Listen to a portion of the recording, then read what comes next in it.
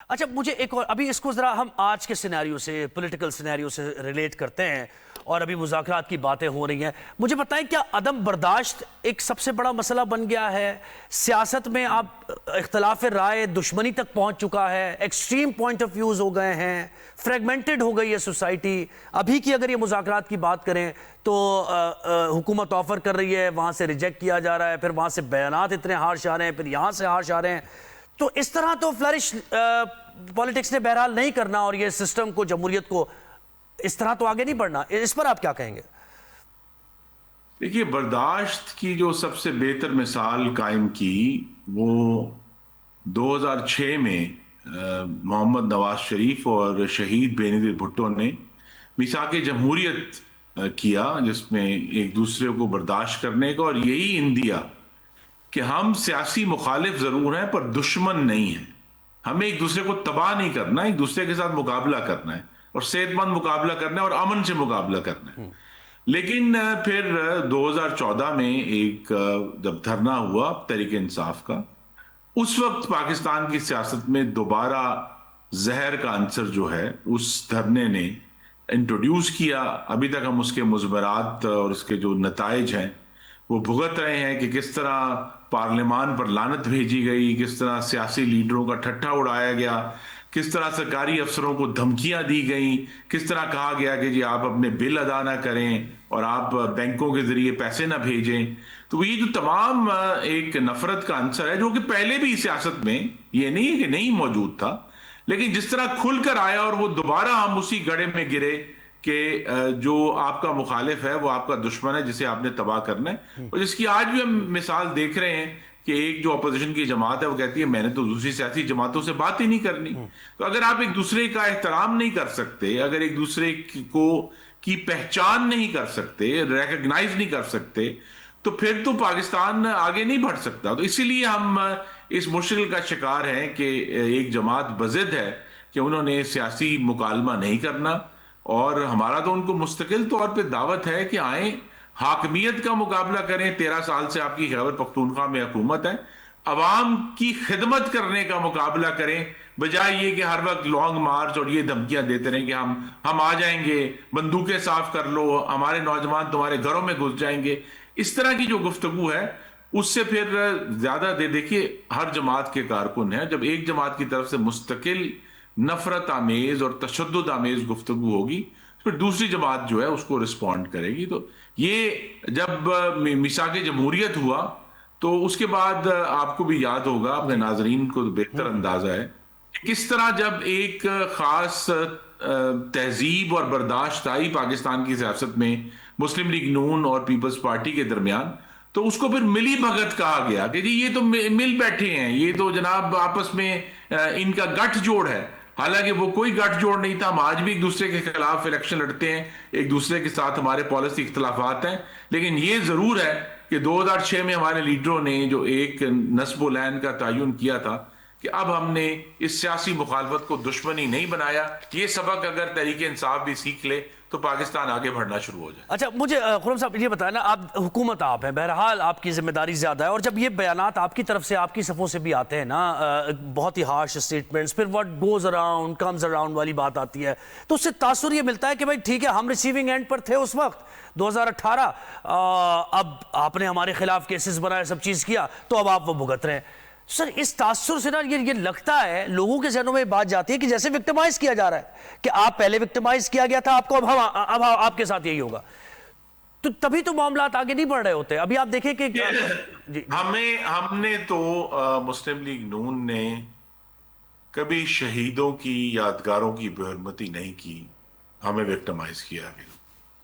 ہم نے کبھی سرکاری جو عمارتیں ہیں، ریڈیو پاکستان یا جناح ہاؤس لاہور، ہم نے تو کبھی آگ نہیں لگائی لیکن ہمیں وکٹمائز کیا گیا. ہم نے تو کبھی جانوروں کو آگ نہیں لگائی، جس طرح پشاور میں 150 جانور جلا دیے تھے 9 مئی کو. یا ہم نے تو کبھی ہمارے پروٹیسٹ میں تو کبھی کسی رینجر کی یا پولیس مین کی شہادت نہیں ہوئی جس طرح 26 نومبر کو ہوئی تھی. اس کے باوجود ہمیں پروسیکیوٹ کیا گیا. تو یہاں ہمیں سب کو برابر کرنے سے پہلے یہ غور کرنا ہے کہ ایک جماعت تحریک انصاف مستقل تشدد کا راستہ اپنائے ہوئے ہے، زبان میں بھی اور ایکشن میں بھی، جبکہ دوسری جماعتوں پہ آپ ضرور اعتراض کریں، لیکن ہم نے کبھی اس قسم کا تشدد نہیں اپنایا، اور جس کی مثال دی جاتی ہے اب اس کو بھی گزرے ہوئے دیکھیں، اب غالباً 28 سال ہو گئے ہیں کہ جی دیکھیں سپریم کورٹ پر حملہ کیا تھا مسلم لیگ نون نے، ایک پوری نسل گزر چکی ہے اس کے بعد سے، دیکھیں اور ناقدین یہ اس کی کہتے ہیں پوری کہ پروسیکیوشن ہوئی تھی، اس کی پروسیکیوشن ہوئی تھی اور اس پہ لوگوں کو سزائیں بھی ہوئی تھی، لوگ ڈسکوالیفائی بھی ہوئے تھے۔ اب اگر سزائیں ہو رہی ہیں اور پروسیکیوشن ہو رہی ہے تو میری استدعا ہے کہ ہر جرم کو سیاسی اختلاف یا سیاسی احتجاج کہہ کر ہم اس کو قالین کے نیچے نہیں پھینک۔ سر بالکل یہی بات پارلیمنٹ کے فلور پر شاہ محمود قریشی کی بھی ابھی ریسنٹلی بہت زیادہ وہ آ رہا ہے کہ وہ یہی بات کر رہے ہیں کہ بھائی احتساب ہوتا ہے تو آپ کہتے ہیں کہ سیاسی طور پر ہمیں جو ہے نا وہ وکٹمائز مینیورنگ کی جا رہی ہے اور آرم ٹوسٹنگ ہو رہی ہے۔ اچھا مجھے سر یہ بتائیں کہ احتجاج تو بنیادی حق ہے سیاسی جماعت کا، تو ہم یہ دیکھتے ہیں ناقدین بھی یہ کہتے ہیں کہ آپ پاکستان تحریک انصاف احتجاج کرنے نکلتی ہے تو ان کو احتجاج نہیں کرنے دیا جاتا، پھر وہ بانی پی ٹی آئی کے حق میں اگر جاتے ہیں اڈیالہ جیل کے باہر تو وہاں ان کے ساتھ جو ہے وہ واٹر کینن کا استعمال ہوتا ہے، رات کے وقت میں سردی میں ان کی بہنیں بیٹھی ہوتی ہیں، ان پر پانی پھینکا جاتا ہے، کیمیکل ملا پانی پھینکا جاتا ہے۔ تو یہ روایات بھی تو ان کو بھی تو دیکھنے کی ضرورت ہے نا۔ آپ حکومت ہے، آج آپ حکومت میں ہیں، کل اپوزیشن میں ہوں گے، کوئی اور جماعت حکومت میں ہوگی، آپ یہ سمجھتے ہیں کہ یہ اس طرح اقدار صحیح ہیں اور یہ جمہوریت کو مضبوط کر رہی ہیں یہ چیزیں ساری؟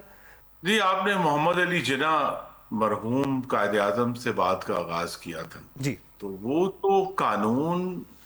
کے ایک ایک لفظ پر عمل کیا کرتے تھے، تو اگر تحریک انصاف نے جیل مینول پڑھا ہے تو انہیں یہ اندازہ ہوگا کہ لامحدود ملاقات ان کا حق نہیں ہے، بلکہ جیل مینول تو کہتا ہے کہ ہفتے میں ایک دفعہ اور غیر سیاسی گفتگو کی پر مشتمل، لکھا ہوا ہے اس کے اندر ایکٹ میں۔ تو اس کے باوجود غالباً جو بانی چیئرمین ہیں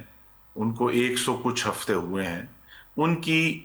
897 ملاقاتیں ہو چکی ہیں۔ ان کو تو قانون سے بہت زیادہ رعایت دی گئی، لیکن ان کا اصرار ہے کہ شاید یہ ان کا حق ہے، اور جو ان کے لواحقین ہیں، تو قانون کا اگر اطلاق کرنا ہے، اگر ہم کہتے ہیں جی ہمیں جناح کا پاکستان بنانا ہے، تو پھر ایک طرف تو بانی چیئرمین کا اصرار ہے کہ ان کو 7 سیل کے برابر چہل قدمی کی جگہ دی جائے، انہیں ایکسرسائز بائک پرووائڈ کی جائے، کیونکہ ان کے وہ سابق وزیر اعظم ہیں تو ان کے ساتھ بہتر طریقہ کار استعمال ہونا چاہیے۔ لیکن یہ وہی لیڈر ہیں جو کہا کرتے تھے 2 نہیں 1 پاکستان، تو اگر 1 پاکستان ہے تو پھر باقی قیدیوں کے ساتھ وہ جا کر وہاں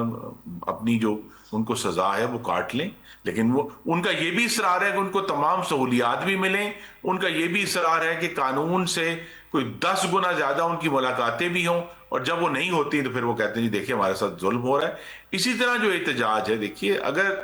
تحریک انصاف کو جہاں 1 یا 2 دفعہ